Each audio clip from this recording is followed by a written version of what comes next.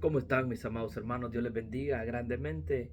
Me encuentro aquí en las oficinas de la iglesia, pero quisiera compartir con ustedes brevemente una palabra que es verdaderamente importante y hermosa para nuestras vidas, que le he titulado Rescatados.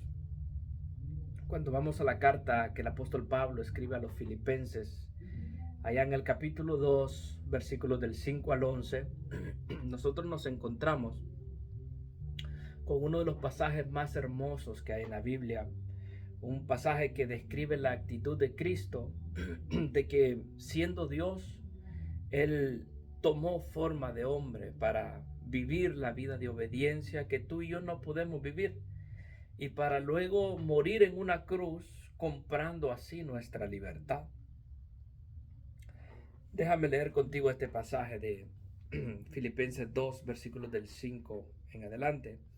Haya pues en vosotros este sentir que hubo también en Cristo Jesús, el cual siendo en forma de Dios, no estimó el ser igual a Dios como cosa que aferrarse, sino que se despojó a sí mismo, tomando forma de siervo, hecho semejante a los hombres. Y estando en la condición de hombre, se humilló a sí mismo, haciéndose obediente hasta la muerte y muerte de cruz. Por lo cual Dios también le exaltó hasta lo sumo y le dio un nombre que es sobre todo nombre, para que en el nombre de Jesús se doble toda rodilla de los que están en los cielos y en la tierra y debajo de la tierra, y toda lengua confiese que Jesucristo es el Señor, para gloria de Dios Padre. Amén. Es sin duda un pasaje maravilloso. Tanto así que algunos estudiosos le han llamado la kenosis de Cristo o el vaciamiento de Cristo. Es decir, que significa que Cristo voluntariamente dejó de usar algunos atributos de Dios para tomar forma de hombre. Por ejemplo, la omnipresencia. Amén. La omnipresencia es un atributo solamente de Dios, que Él está en todas partes al mismo tiempo. Pero cuando Cristo se hizo hombre, amén, Él voluntariamente Él dejó a un lado ese tipo de atributos cuando Él estaba predicando en Galilea, sanando a los enfermos, a los paralíticos. Ahí estaba el Señor, solamente en ese lugar y no en otro al mismo tiempo. Pero el tema que le he titulado es Rescatados. Cristo se hizo hombre, amén, para comprar nuestra libertad, para rescatarnos de la esclavitud en la que tú y yo vivíamos. Yo no sé si tú has escuchado del señor Nicholas Winton. Este fue un hombre distinguido por su amor al prójimo. Fue un británico de origen judío que rescató a 669 niños judíos de la muerte a manos de la Alemania nazi, que en ese entonces liderada por Hitler. La ocupación de Nicholas Winton, él era un agente de cambio, él era un banquero, un militar, pero también un hombre reconocido mundialmente por ser humanitario.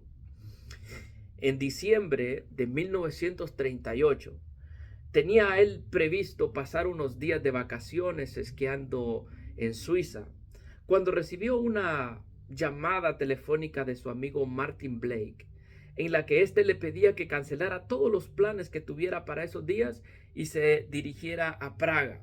Praga es la capital de Checoslovaquia, lo que hoy se conoce como Chequia. Al llegar a Praga, Blake le preguntó si quería echarle una mano y trabajar temporalmente en los campos de refugiados de la zona. ¿Y qué estaba pasando ahí? Es que miles de seres humanos, muchos de los cuales eran niños de origen hebreo, malvivían en condiciones infrahumanas.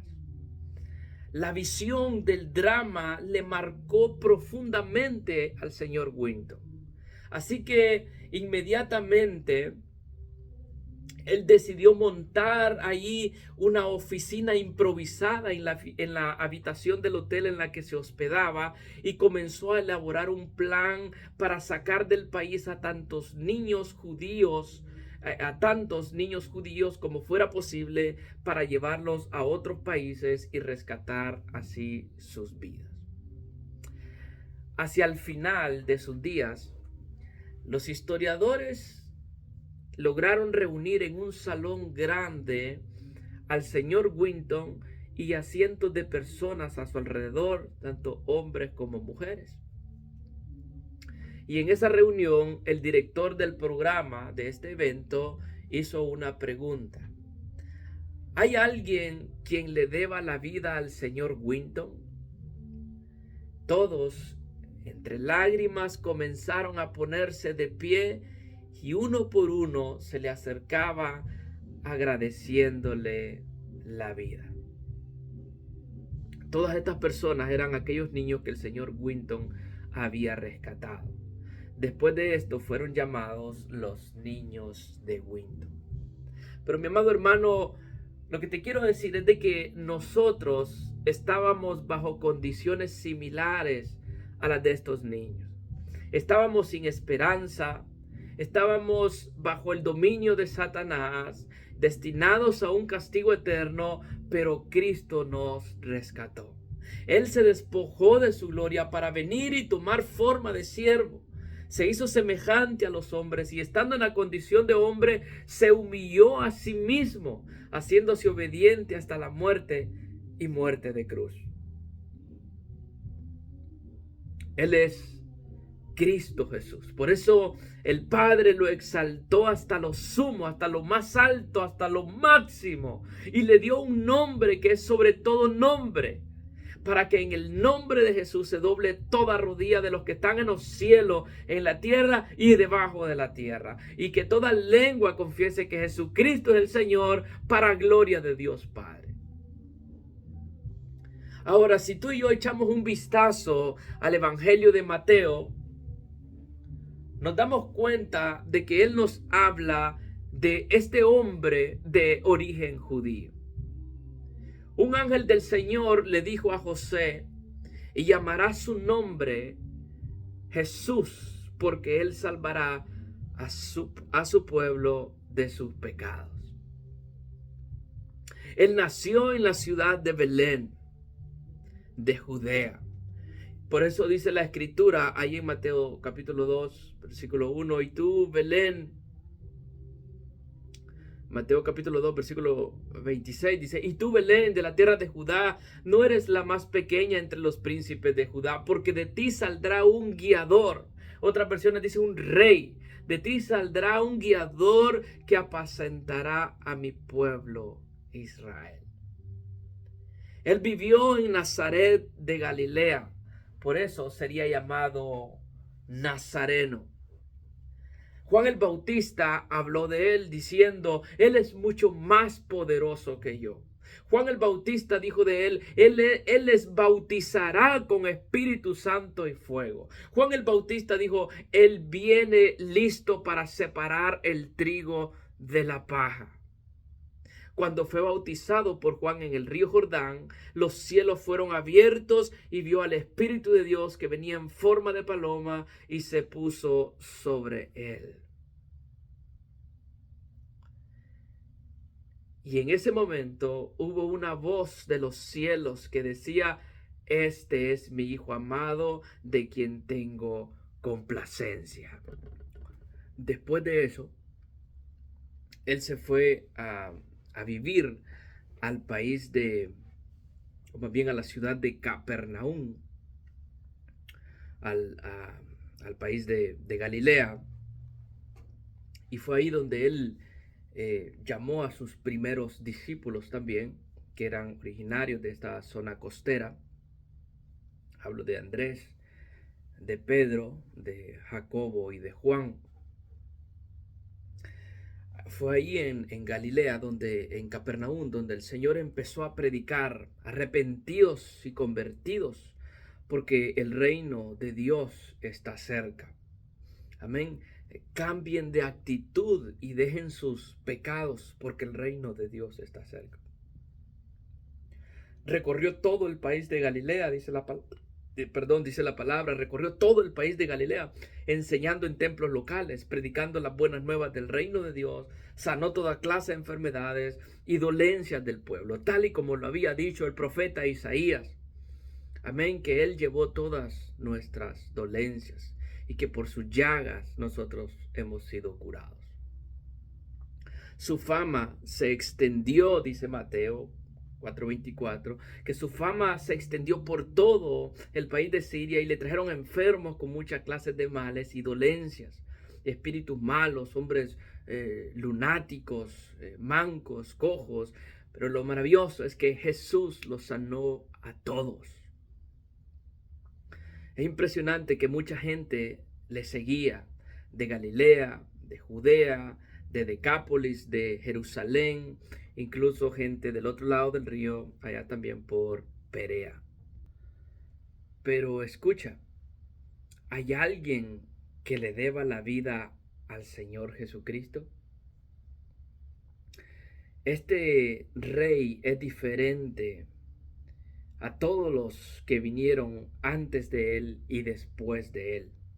Cristo es más grande que todos los reyes de la tierra. Él es el Rey de reyes y Señor de señores. Él advirtió que su reino se había acercado, pero en su reino no entran todos, mi amado hermano o mi amigo que me estás escuchando, sino solo aquellos que reconocen que tienen necesidad espiritual. Por eso dice, bienaventurados los pobres en espíritu, porque de ellos es el reino de los cielos. Hay que mostrar una necesidad espiritual en nuestra vida, que solo Cristo la puede saciar y solucionar en nosotros. En la casa de este rey hay un lugar de refugio preparado para usted y para mí. Por eso el Señor Jesucristo dijo, en la casa de mi Padre muchas moradas hay. Si así no fuera, yo os lo hubiera dicho. Voy pues a preparar lugar para vosotros. Al señor Winton le dijeron, no empieces lo que no puedes terminar. Esta es una frase muy hebrea, muy de entre los judíos. No empieces lo que no puedes terminar. Este hombre vivió triste porque a pesar de haber rescatado a tantos niños, un último tren fue interceptado por los nazis, capturando y dando muerte a cientos de niños más. Hoy el tren de la salvación está pasando por aquí. Solo debes confiar en el trabajo, en la obra de Cristo, y Él te llevará a un lugar seguro. Para terminar algo se requiere de muchas cosas, pero la realidad es que el hombre no es lo suficientemente perfecto para alcanzar todo lo que se propone. Pero Dios no es igual, amén, que los hombres. Lo que Dios empieza, Él lo termina. Él tenía un plan de rescate para la caída del hombre. Él llamó de una familia pequeña a un hombre llamado Abraham, y de ahí hacer nacer al que había de ser el Salvador del mundo. Pablo está convencido de esta realidad que le dice a los hermanos de Filipenses ahí en el capítulo 1, versículo 6, estando persuadido de esto, convencido de esto, que el que comenzó en vosotros la buena obra, la perfeccionará hasta el día de Jesucristo. Dios planeó tu rescate y Dios vino a tu rescate.